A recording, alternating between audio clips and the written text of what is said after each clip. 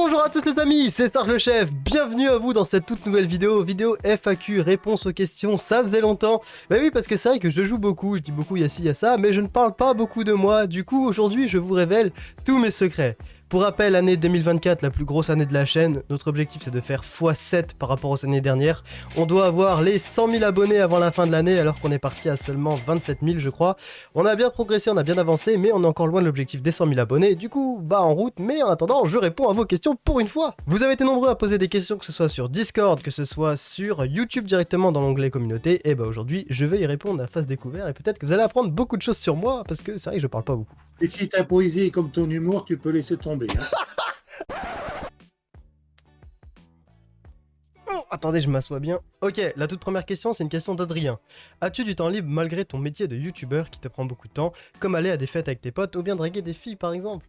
C'est une très bonne question. Alors déjà, ce qu'il faut savoir pour ce qui est de draguer des filles, physiquement, je ne ressemble plus à ce que j'étais il y a quelques années avant YouTube. Hélas, le métier de modo Discord prend beaucoup de temps sur ma condition sportive. Honnêtement, est-ce que j'ai beaucoup de temps libre malgré mon métier de youtubeur? La réponse peut paraître fausse, mais non. J'ai pas beaucoup de temps. Je dirais que je suis youtubeur 20 heures sur 24. C'est-à-dire que je me prends 4 heures de libre, grand maximum par jour. Je compte pas le temps quand je dors, quand je mange, etc.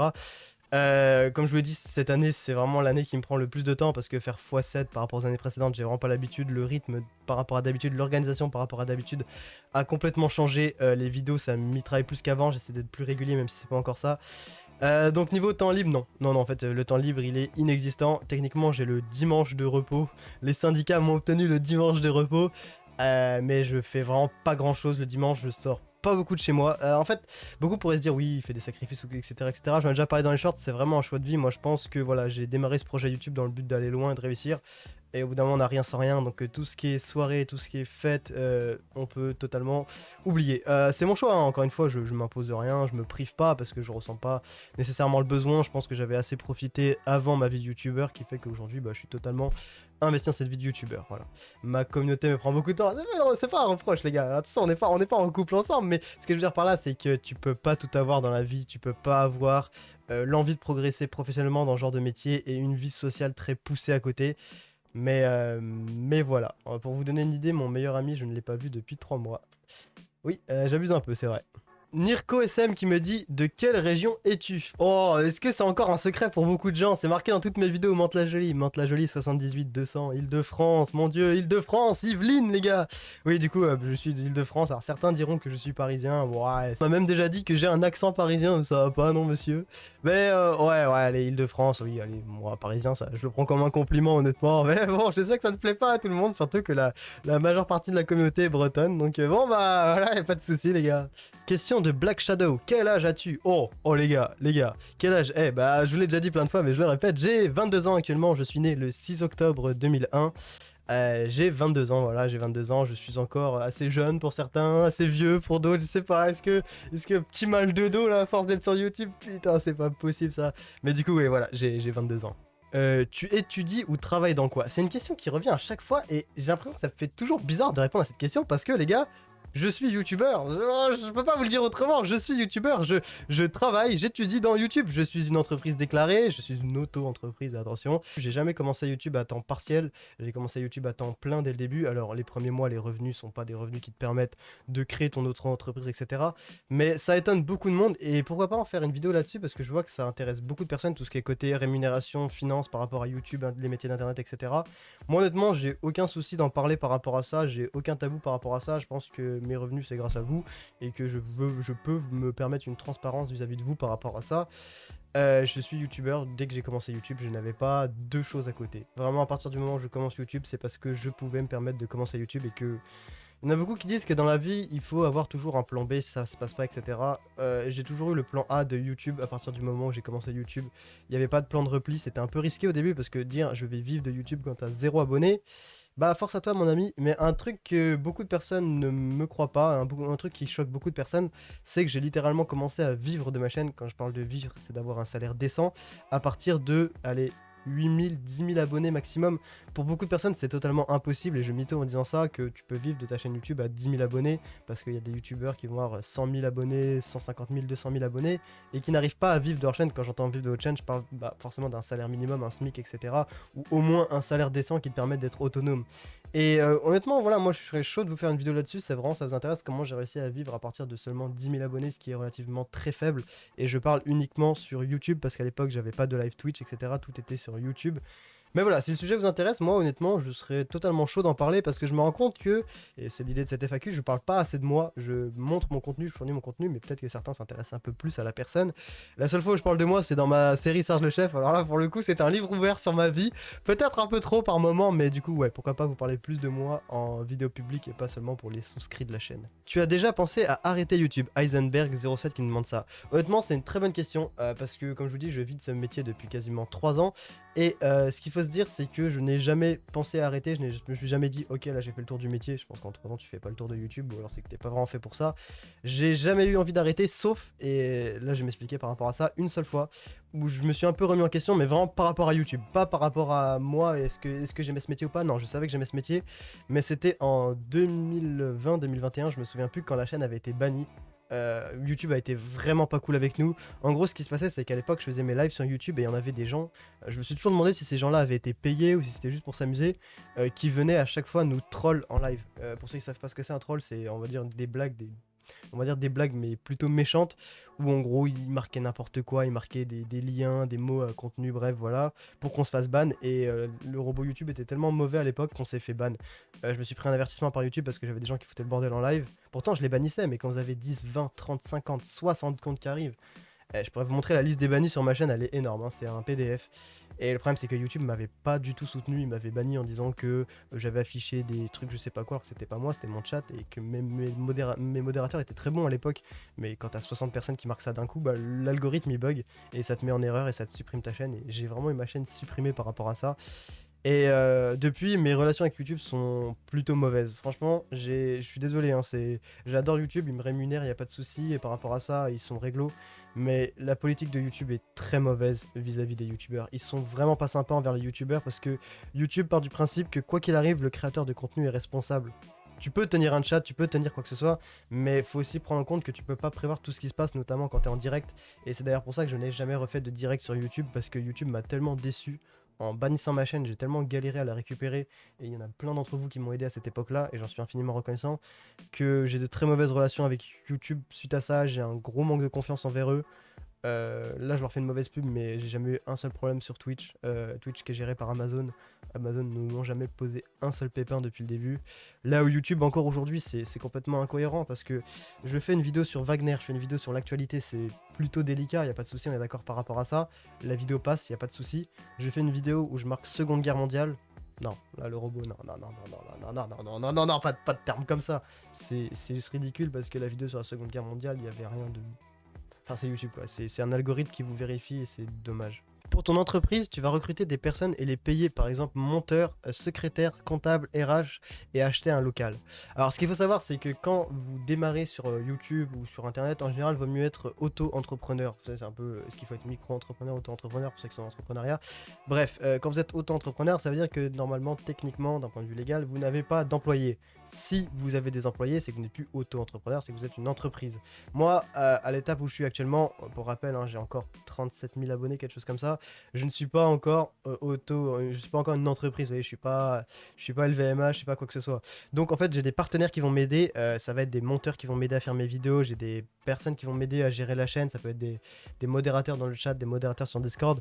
Mais officiellement, ils ne sont pas salariés chez moi. Voilà, encore une fois, moi, je peux faire des gratifications, je peux faire pour ceux qui m'aident, et c'est totalement normal d'aider ces gens-là. Encore une fois, s'il y a des personnes qui sont à leur compte et qui veulent m'aider à faire du montage, etc., etc. Oui, à ce niveau-là, je recrute, mais de manière directe, non. Moi, je suis une auto-entreprise, donc je n'ai pas de RH, je n'ai pas de comptable, je n'ai pas.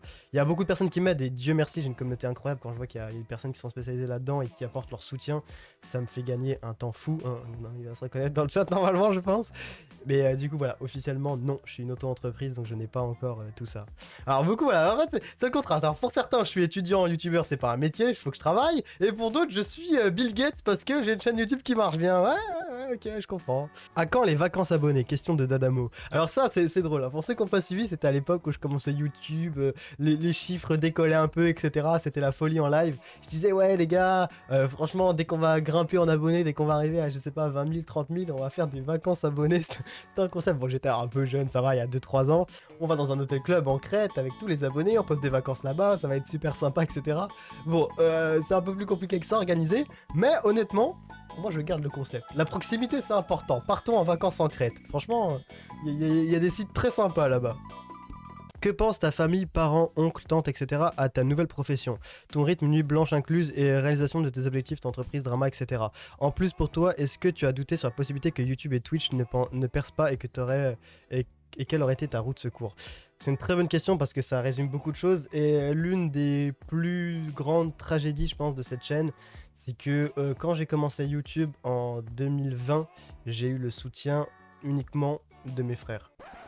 Mes parents étaient pas du tout pour, mes parents ne croyaient pas. Pour mes parents, je devais continuer ma fac. J'avais arrêté ma fac Paris-Sorbonne. À l'époque, j'étais en histoire. J'avais validé ma première année, j'avais réussi ma L1 à la Sorbonne. Mes parents voulaient que je passe en deuxième année de licence à la Sorbonne et que je fasse YouTube en tant que loisir à côté. Et en fait, je pense que c'est un vrai problème de choc générationnel. Je leur en veux pas à mes parents, mais c'est quand même triste. J'aurais aimé, vous savez, vous dire, ouais, putain, les gars, mes parents, ils étaient avec moi depuis le début, ils m'ont soutenu, ils ont cru en moi. Bah, non, mes parents, ils croyaient pas en moi. RIP, parce que pour eux, je devais continuer mes études. Je leur en veux pas, hein. Mes parents, ils ont la cinquantaine. Ah, attention, mon père, il adore jouer aux jeux vidéo. C'est pas un mec qui a pas d'informatique ni rien, pas du tout. C'est juste que c'était trop. Encore aujourd'hui, ma mère, c'est trop bizarre de penser que je vis de YouTube pour elle. C'est triste parce que j'aurais aimé qu'ils croient en moi dès le début, mais ainsi est faite la vie, je dirais. Et puis d'un côté, c'est un peu une force, vous savez. Quand ça fait mal quand vous n'avez pas vos propres parents qui croient pas en vous, mais ça peut être aussi une force dans le sens où vous sentez que vous avez un truc à prouver en plus, et ça vous donne une force d'avancer, de réussir dans votre projet, de dire bah papa, tu m'as toujours guidé dans ma vie, mais là t'avais pas raison sur ce coup-là, et j'ai pris la bonne décision en fait. C'est dur parce que mes oncles, mes tantes, mais non, personne n'y croyait. Quand je parlais de YouTube que ça marchait bien, on me disait c'est bien ça, en attendant de trouver ce que tu veux faire. Bah non, c'est peut-être ce que je vais faire. Mais bon, après, voilà, moi je suis pas là en mode je me plains, etc. Je pense, voilà, je suis vraiment pas à plaindre par rapport à ça et je l'assume totalement. Et comme je vous dis, ça a été une force. Mais non, mes parents n'y ont jamais cru. Malheureusement, je pense qu'ils ont commencé à y croire que quand l'argent est arrivé, c'est pas qu'ils sont intéressés par l'argent, c'est qu'ils avaient besoin de résultats. Les résultats, c'était l'argent. Et puis, bah, quand je suis devenu une auto-entreprise, etc., plutôt récemment. Oui, là maintenant ils y croient, oui, là maintenant ils me disent même ah alors, est-ce que le live il a bien marché, est-ce qu'il y avait du monde, est-ce que la chaîne marche bien, etc. C'est très bienveillant, c'est pas du tout attiré par l'argent, mais c'est triste que ce soit pas arrivé dès le début, quoi. Bah voilà. Je leur en veux pas parce que plus tard, je me dis peut-être que nos enfants auront des métiers que nous on connaît pas et on aura peut-être du mal à y croire. En tout cas, j'espère pas, j'espère être un peu plus compréhensif moi par rapport à ça. Mon rythme, par contre, nuit blanche, etc. Il y en a beaucoup qui me disent Sarge, t'as un rythme de vie qui est un peu bizarre, etc. Et vous avez raison. En fait, le problème, c'est que youtubeur, c'est un métier du jour, streamer, c'est plutôt un métier de la nuit. Et comme je suis youtubeur streamer en même temps, les live Twitch, ça commence à 21h. En semaine, ça va finir vers 23h, minuit, 1h grand maximum. Le week-end, ça peut finir à 3, 4, 5h du matin. On est déjà arrivé jusqu'à 6, 7h du matin, des lives qui ont duré toute la nuit. Ça décale complètement, j'ai une très très très mauvaise hygiène de vie. Quand je dis, je sais pas que je me lave pas, attention, non, non, nous allons recadrer, c'est que bah mes horaires, j'ai pas d'horaire en fait. C'est-à-dire que si je bosse bien, je peux travailler toute la nuit, des fois je me couche, il est 11h, midi du matin, vous l'aurez bien compris. Des fois je me couche à 4, 5h, des fois je vais me coucher à 23h. En fait, mon corps est pas du tout réglé parce que ça change à chaque fois, selon les lives, selon les quantités de travail demandées. C'est une très mauvaise chose, c'est une très mauvaise chose de pas avoir des horaires fixes. On dit que c'est pas bon de travailler de nuit, mais je crois que c'est pas bon de travailler à la fois de nuit et de jour et que ça alterne comme ça. Mon corps est mal réglé, ça m'arrive de faire souvent des siestes de 17h à 20h, c'est totalement idiot vous allez me dire, mais c'est des siestes qui me récupèrent bien pour travailler la nuit. Et puis c'est surtout que bah du coup des fois tes repas sont un peu décalés. Alors attention, hein, très étonnamment depuis que j'ai commencé YouTube je ne grossis pas, je maigris. Parce que le problème c'est que je saute pas mal de repas, le problème c'est que je fais pas de sport, attention.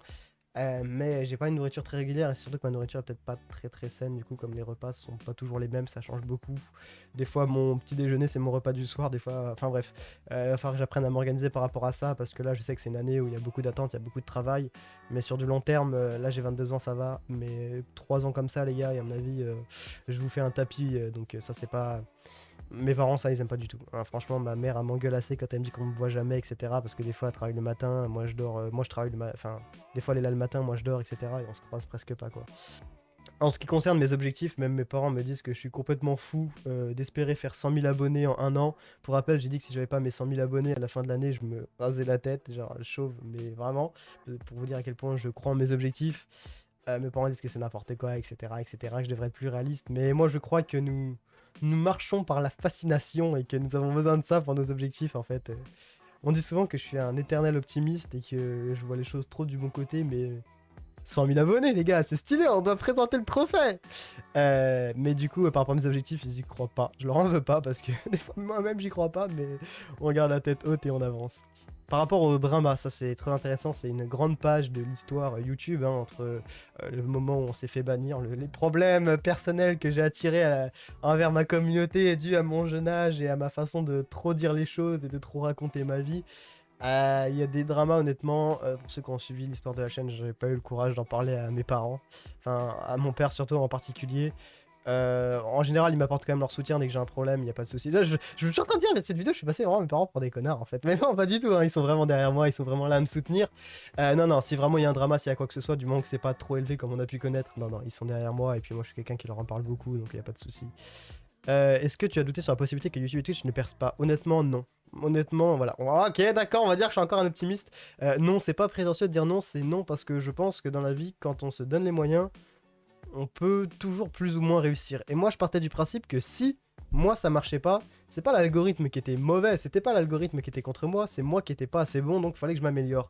Et honnêtement, je pense qu'on apprend beaucoup plus en se disant que c'est nous le problème quand on essaie de faire quelque chose et que ça marche pas, plutôt que le monde ou la société. Je suis pas quelqu'un qui est très... Je suis pas un mec en mode ah c'est la fatalité, zut mon projet n'a pas marché, putain le monde est contre moi. Alors un peu sur Heart of Iron 4 quand je perds une partie, mais dans la vraie vie non, si ça marche pas c'est que j'ai pas compris comment ça marche assez et qu'il faut que je m'améliore. Donc j'ai jamais douté que YouTube n'allait pas marcher, j'ai plus douté des fois que j'étais pas capable de tenir un tel rythme, mais non je doute pas de la fin, je doute des moyens on va dire. Ce serait plutôt comme ça. Et comme je disais tout à l'heure, la roue de secours, bah, il y en a pas les gars, le carrosse il crève. Tant pis, il y aura plus de roue. Mais non, mais moi je crois que miser tout sur un plan A, c'est se donner encore plus les moyens de réussir ce plan A. Le problème avec ça, c'est que si le plan A marche pas pour X ou Y raison, ce qui peut arriver parfaitement dans la vie, y a pas de souci, bah la chute ne sera que plus haute. À quand une augmentation pour moi, demande Johan. Déjà, fais plus de mèmes et de shorts toi, et après on en reparlera.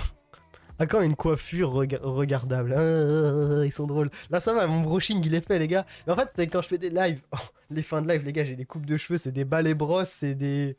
Waouh, ça part dans tous les sens. Des fois c'est le festival capillaire et ils le disent bien à chaque fois dans le chat. Ah, mais regardez sa coupe de cheveux, là, elle est en train de perdre. Oui, je vous confirme, j'étais en train de perdre mais... Atlante qui nous dit une fois la rencontre abonnée des 100 000 abonnés faite, tu comptes refaire plus de rencontres abonnées. En fait voilà c'est ça le truc, c'est que alors ça m'est arrivé de me faire reconnaître dans la rue etc, bien que je ne sois pas très populaire, mais ça avance de plus en plus, je commence à goûter à cette vie là. Mais surtout que en fait je ne fais rien de public. Depuis que je suis youtubeur, j'en ai quand même beaucoup plus qu'avant, ça fait quand même presque 3 ans, plus de 3 ans même que je suis dans le game. Et beaucoup s'étonnent, bah t'es très proche de ta communauté en live parce qu'à chaque fois je discute avec vous, à chaque fois ça étonne certaines personnes, des fois ma capacité à répondre vite au chat et à essayer de lire tous les messages. En forme, comment ça va? Ouais la semaine dernière les gars, la victoire culturelle, bon bah c'était pas trop ça, mais c'est pas grave, on s'en rapproche. Waouh le Chrome l'investisseur, comment tu vas? Tino bonsoir, non lâche ça. Eh Tino tu me connais, quand on a les pieds dans la merde on s'en sort comme on peut. Sarge, monsieur Nubi comment tu vas? Nalimi bonsoir à toi, yo ouais. Bienvenue, bah Baptiste First, hein. Oh, Civilisation Sniff, Addict, bonsoir. Non mais Addict, Civilisation, t'as un peu grandi sur ce jeu finalement, mais tu vas pas nous le dire, c'est ça. Voilà, ça étonne beaucoup de personnes que je sois très proche du chat, etc. J'essaie de lire tous les messages, mais que d'un autre côté, je ne fais pas de rencontres abonnés. Je dis, je sors pas beaucoup de chez moi déjà. Enfin, ça m'arrive quand même. Je suis pas un ermite non plus, hein. Mais j'ai jamais fait d'événements en mode, ouais, les gars, venez, on se rencontre ici. J'ai rencontré très peu d'abonnés. Ça doit être une vingtaine grand maximum sur quand même 37 000, c'est pas beaucoup. Et le truc que j'avais promis, du coup, par rapport à ce fameux objectif des 100 000 abonnés, c'est que vraiment, si j'avais les 100 000 abonnés, là, ouais, je ferais une vraie rencontre publique. Là, je ferais un vrai événement pour présenter le trophée à la communauté et pour vraiment marquer le coup, quoi qu'on soit, c'est un vrai truc. Mais d'ici là, c'est vrai qu'il n'y a pas d'événement abonné et honnêtement, je comptais pas en faire spécialement, pas avant les 100 000 abonnés en tout cas. Mais à partir des 100 000 abonnés, vous avez ma promesse que là, je ferai un truc public et que bah, viendra qui voudra et ce sera un truc bien organisé par rapport à ça, où on pourra tous se voir peut-être pour la première fois. C'est un truc de retard, la famille. Encore d'Adamo. Bah, en fait, c'est vrai que quand je fais des lives, j'arrive souvent en retard. Je dis ça commence à 21h30, j'arrive à 21h40, 10 minutes de retard. Oh, ça va. Mais c'est vrai que pour ceux qui bossent le lendemain, je comprends que ça soit pas évident. Non, c'est vraiment pas un truc de famille, le retard. C'est moi. C'est juste moi. Mes parents sont toujours à l'heure. Ils ont horreur d'être en retard. Ça les stresse d'être en retard. Mais c'est vrai que moi, j'ai une tendance à être un peu plus. Voilà, un peu plus short au niveau du chrono. Donc, ça répond à la question. Non, c'est pas un truc de famille, le retard, c'est juste moi. Comment tu te vois dans 10 ans? Ah, c'est une très bonne question. C'est une très bonne question, honnêtement, parce que j'étais le premier à vous dire que j'avais pas vraiment de vie sociale, que tout ce qui était histoire amoureuse, bon, voilà, c'était un peu derrière, etc. Mais dans 10 ans, je pense que les choses auront beaucoup changé. Je sais, par exemple, que l'année que je fais là, les 100 000 abonnés, faire 7 fois plus, j'ai pas l'habitude. C'est un rythme de vie qui est très fatigant et je me plains pas parce que je sais que beaucoup ont des métiers plus physiques, beaucoup se lèvent tôt le matin, beaucoup sont dans le froid, etc. Et moi, je dis grosse force à vous, gros respect à vous surtout. Mais dans 10 ans, je pense que non, la vie aura bien changé. Et je pense quand même, 10 ans, ça veut dire que j'aurai 32 ans. Oh mon dieu, je n'imagine pas du tout 32 ans. Laissez-moi vivre ma jeunesse un peu. Mais non, non, non, franchement, mon rêve, c'est très cliché, mais dans 10 ans, je pense que c'est la famille et les enfants, hein. Je dis pas que je serai plus sur YouTube, hein, je vous ai promis d'être là sur YouTube encore pour les prochaines années, etc. Il n'y a pas de souci. Mais non, j'espère quand même avoir rencontré la bonne personne. On va dire que je suis un gros imposteur parce qu'à chaque fois il y a des filles en live, etc. etc. Ah, ça va. Mais non, en 10 ans, j'espère avoir trouvé la stabilité. Je pense que voilà, il y a un temps pour tout dans la vie. Moi, je suis parti du principe que la jeunesse, c'est aussi le moment de se développer pour pas avoir à faire ça après. 32 ans, j'espère.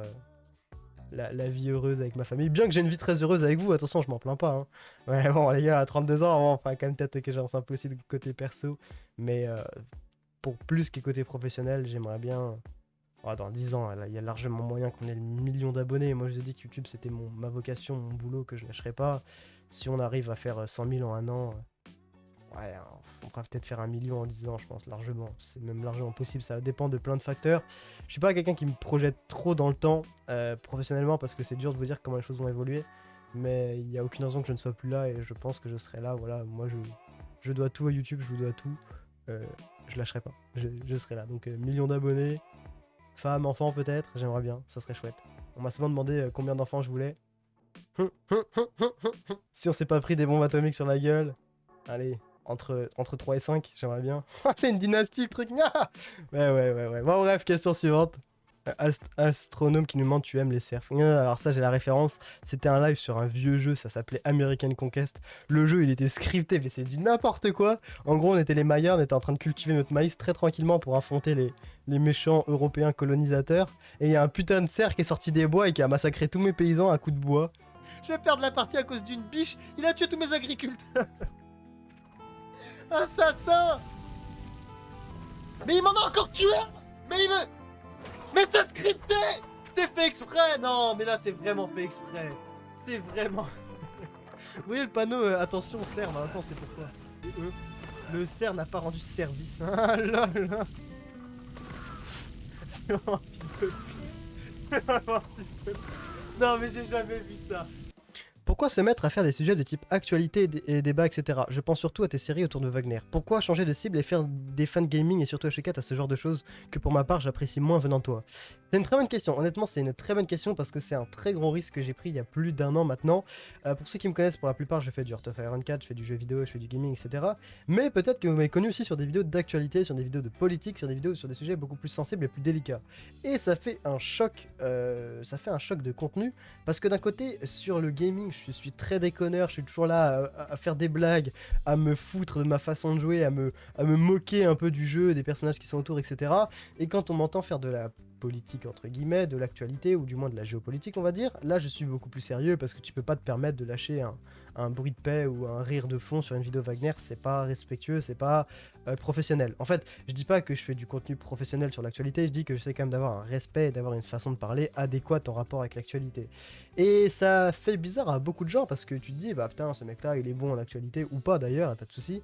Mais à côté de ça, il fait des vidéos où il fait le con, etc. C'est trop bizarre. Il y en a qui m'ont dit, sépare, fais une chaîne actualité sérieuse et fais une chaîne gaming. Mais moi, je crois qu'en fait, dans la vie, on peut tout faire parce que le but de YouTube, c'est d'être transparent. En fait, c'est pas. Enfin, moi, c'est mon boulot, mais c'est pas votre boulot de me regarder. Enfin, on n'est pas des collègues, vous êtes là parce que vous aimez bien être là, personne ne se force à être là, etc. On n'a pas une relation de boulot si vous voulez que je. Enfin, vous voyez, quand vous êtes élève, vous avez un prof, le prof il va pas faire trop de blagues devant vous, enfin il va garder son attitude de prof, mais moi je suis pas votre prof, je suis pas. Je suis comme vous les gars, je suis humain, c'est-à-dire que moi j'adore le jeu vidéo, j'adore aussi ce qui se passe dans le monde, j'adore suivre, j'adore en parler, j'adore en discuter avec vous, il y a pas de souci. Et je pense que finalement, peut-être qu'être transparent, c'est aussi réussir à tout faire à la fois, même si ça convient pas à tout le monde. Ce que je veux dire par là, c'est que bah, peut-être qu'au final, je vous montre qui je suis vraiment en ayant ce côté sérieux et en ayant ce côté déconneur, parce que finalement les deux ne sont pas incompatibles, t'es pas tout l'un ou tout l'autre dans la vie, tu peux avoir un juste milieu. Et puis après, c'est vrai que ça peut être un peu frustrant de se dire, il passe du très sérieux avec un sujet sur l'histoire qui est un peu délicat, etc., à une déconnade dans la prochaine vidéo. Mais je pense que voilà, chaque contenu est différent, chaque titre de vidéo est différent, chaque thématique de vidéo est différent.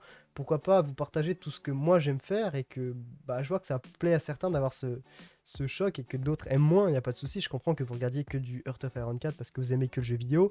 Et inversement, je comprends que vous regardiez que de la vidéo historique ou géopolitique parce que vous préférez ça par rapport aux jeux vidéo. Mais je pense que l'un n'est pas compatible avec l'autre, même si ça reste risqué. Voilà, je sais pas si ça répond à la question. Quand tu discutes avec quelqu'un que tu viens de rencontrer et que tu lui dis que tu es youtubeur streamer, la personne réagit comment?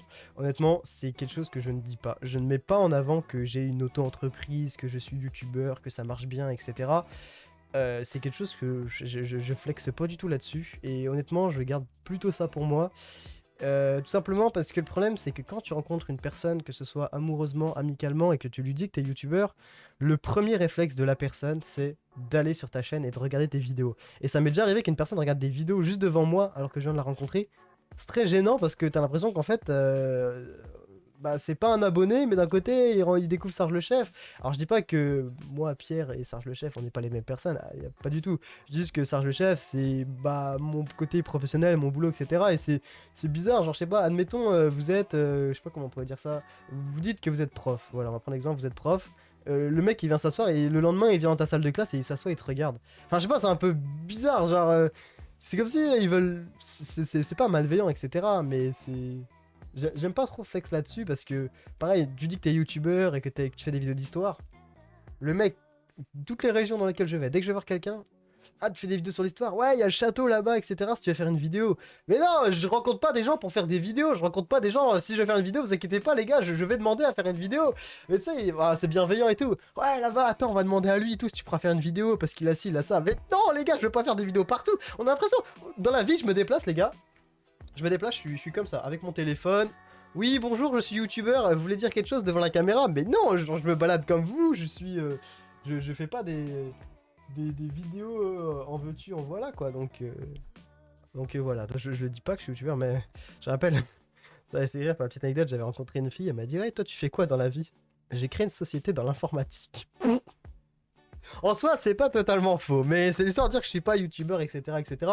Et encore, je suis pas très populaire. C'est vraiment pas une question de popularité en mode ouais, je vais pas être reconnu dans la rue. Non, non, non, c'est plus par rapport au fait que, je sais pas, genre, je flexe pas. Genre, honnêtement, j'aime bien un peu entrer dans le jeu des gens. Il y en a qui disent, ouais, vous savez, les repas de famille, ah, les jeunes de nos jours, ils ont pas de motivation, ils ont pas de projet, ils font rien dans la vie et tout. Moi, je dis, ouais. Ouais, franchement, je cherche encore mon métier, je fais rien en attendant, etc. Juste pour donner raison à ces gens-là, parce que honnêtement, je pense que j'ai passé le stade où j'ai quelque chose à prouver. Je sais pas, c'est peut-être la maturité qui me fait dire ça, mais moi je me dis, bon, allez, j'ai rien à prouver, hein. C'est comme quand un mec me dit, ouais, youtubeur, c'est pas un vrai métier. Ouais, c'est genre avant, j'aurais peut-être réagi un peu con en disant, ah ouais, bah vas-y, combien tu gagnes et combien je gagne, on va comparer, etc. Ça sert à rien, honnêtement. Ouais, t'as raison, c'est pas un métier. Non, non, franchement, c'est pas un métier. Tu sais, j'aime bien, le mec il dit souvent Ah, youtubeur, c'est pas un métier, ça, hein, ouais. Tu gagnes combien? Tu sais, le mec, c'est pas un métier, mais on va quand même se renseigner. Ah, ce mois-ci, j'ai dû gagner 70 euros, quelques clopinettes. C'est totalement faux, mais bon, ça m'intéresse pas vraiment, en fait, de parler de mon métier et de faire découvrir ce métier à des gens qui s'y intéressent pas. Donc, rien à prouver, honnêtement, les gars. N'ayez rien à prouver. Que votre projet débute ou non, que vous gagnez beaucoup ou pas, on s'en fout. Si vous aimez ce que vous faites, si vous y croyez, moi je vous souhaite toute la réussite du monde et j'espère que les gens s'intéresseront à votre projet et à ça quoi. Faudrait faire un barbecue avec un... Faudrait faire un barbecue un jour avec toi Serge. J'adore ma communauté, franchement Ibratok, je sais très bien où il habite et tout, je les connais un petit peu même si on s'est jamais vu. Et ça fait tellement plaisir ce genre de message parce que ça montre qu'il y a une proximité, nom de Dieu. Ça étonne des gens qui passent en live pour la première fois, mais ils me disent des fois, mais tout le monde te clash, tout clasher c'est en gros pour ceux qui savent pas, ça veut dire faire des remarques etc, s'envoyer des pics. On a l'impression que tout le monde se connaît, t'as l'impression en fait c'est un repère de potes, les lives. Parce que tout le monde se connaît, tout le monde rigole, tout le monde se clash, mais je les connais pas, je les connais pas forcément ces gens-là, il y en a je connais même pas leur nom, je connais même pas leur prénom, je connais rien d'eux. Mais en fait juste on a une bonne proximité avec les gens et ça fait super plaisir et pour répondre à ta question Ibra, en vrai de vrai je serais chaud de faire un barbecue, ça me dérange pas, ça me dérange pas. Mais non voilà franchement il y a une super proximité et ça fait plaisir. Est-ce que cette année 2024 va être une bonne année pour la communauté HOI4 France? HOI4 FR sans toi. HOI4 Heart of Iron, le jeu qui m'a fait connaître. Honnêtement, oui, 2024 ça sera, et je pèse mes mots, la meilleure année pour le Hearts of Iron game. Pas forcément par rapport au tournoi Hearts of Iron 4, mais surtout du fait qu'il y a de plus en plus de youtubeurs, de créateurs de contenu, de streamers, même sur TikTok, etc. de contenu Hearts of Iron 4 France. Le jeu explose et se fait découvrir, et ça fait un plaisir de fou. Grosse force à tous ceux qui débutent là-dessus, et honnêtement, HOI4 2024 sera sa meilleure année, j'en suis sûr. Dernière question. Tu donnerais quoi comme conseil pour quelqu'un qui se lance sur YouTube et force à toi pour les cheveux? Mais je vais pas perdre mes cheveux, je les aurai, c'est 100 000 abonnés, nom de Dieu! Honnêtement, encore une fois, si vous voulez, je referai vraiment une vidéo par rapport à ça, mais mon meilleur conseil pour ceux qui veulent débuter sur Twitch, sur YouTube, etc., n'écoutez pas tout ce qu'on vous dit. N'écoutez pas, oui, YouTube ça paye moins qu'avant, vous touchez 50 centimes pour les 1000 vues parce qu'il y a les taxes, vous gagnez 1 euro pour 1000 vues, etc. Honnêtement, il y a tellement de mensonges, de ragots. C'est comme dire, oui, YouTube c'est un secteur qui sature complètement, vous n'arriverez pas à faire votre place. Les gars, j'ai commencé en 2020, on me disait pareil, franchement, c'est plus vous attendez, plus ce sera compliqué, je veux bien l'entendre parce qu'on est de plus en plus nombreux, mais tout le monde a sa place parce que tout le monde qui s'en donne les moyens, j'entends bien, peut réussir. N'écoutez pas trop ceux qui vous découragent, écoutez plutôt ceux qui vous encouragent sans être pour autant dans le faux. Et le secret pour moi de la réussite sur internet, que ce soit YouTube, Twitch, TikTok, réseaux sociaux, etc., alors que je suis pas influenceur, attention, c'est de réussir à créer une proximité avec sa chaîne, avec sa communauté, avec ceux qui vous regardent. Montrez que vous êtes humain, montrez que vous avez conscience que ceux qui vous regardent derrière la caméra c'est des humains et les prenez pas pour des cons par rapport à ça, les prenez pas pour des clients, les prenez pas pour des personnes acquises, ça vient sa part et le but c'est de réussir à garder les personnes parce que vous voulez évoluer avec des personnes qui sont là depuis le début. Le secret c'est de créer la proximité, mon secret je pense pour la proximité ça a été d'abord les commentaires YouTube, Discord, puis maintenant c'est surtout Twitch, Discord, bien que YouTube j'essaie de répondre encore aux commentaires. La proximité, c'est pour moi le secret de la réussite, donc ne lâche pas, trouve ton concept, développe ton concept, vois si c'est compliqué d'évoluer ou pas à partir de ce concept-là et actualise en permanence tes plans. Remets-toi en question s'il le faut, mais ne lâche pas. Voilà, c'est le conseil. Mais encore une fois, je serais chaud de vous faire une vidéo vraiment par rapport à ça si vous le voulez. La dernière question qui n'était pas dans la FAQ, mais qu'on m'a souvent posée et je vais répondre dans cette FAQ, c'était un peu mes qualités et mes défauts. Je vais vous faire 3 qualités, 3 défauts, vous me dites si on est compatible les gars. 3 défauts les gars, 3 défauts qu'on m'a beaucoup demandé. Moi mes 3 gros défauts que je pourrais vous citer. Bordélique, je suis quelqu'un qui a du mal à ranger ses affaires, etc. malheureusement. Irrégulier, je suis quelqu'un qui est partisan du 0 ou 100%. Il y a des fois je vais rien faire, il y a des fois je vais tout faire à la fois. Ça c'est un peu compliqué les gars, c'est-à-dire que des fois c'est tout ou rien avec moi en fait et ça c'est un peu un problème. Et un troisième défaut que je pourrais avoir les gars, c'est que je suis parfois un peu têtu peut-être, un peu obstiné peut-être, c'est vrai, mais est-ce que c'est vraiment le pire défaut que j'aurais, je sais pas. Bon allez, on va dire têtu, ok. 3 qualités, alors la qualité c'est facile les gars. Attendez, que je vais mettre un peu en avant. Je dirais bienveillant, je suis quand même quelqu'un qui essaie de voir en principal le bien chez les gens, sauf si la personne me montre qu'elle ne mérite pas de recevoir de la bienveillance, auquel cas là je vais devenir plutôt hostile. Je dirais que je suis bienveillant, je dirais que je suis ambitieux, très ambitieux. Je suis quelqu'un qui a besoin de progresser dans la vie, je suis quelqu'un qui met des objectifs très hauts parce que je pense que L'ambition, c'est ce qui fait avancer les gens dans la vie, donc ça serait peut-être l'un de mes points forts. Et le troisième point fort, c'est que je suis quelqu'un optimiste de nature qui croit au bon côté des choses et qui croit que les choses s'arrangent quand on s'en donne les moyens. Peut-être trop optimiste, ce qui fait que des fois que je ne suis pas très réaliste, mais je vois ça comme une qualité plutôt qu'un défaut. N'hésitez pas à me dire vos qualités et vos défauts en commentaire. En tout cas, je vous remercie beaucoup d'avoir regardé cette FAQ, ça m'a fait plaisir de répondre à vos questions. J'aimerais peut-être parler plus de moi, faire peut-être plus de thématiques comme ça, si ça vous intéresse ou non. Dites-le moi en commentaire. En tout cas, un plaisir à tourner avec vous les gars. Allez, bonne fin de vidéo, ciao et merci d'avoir regardé. À plus.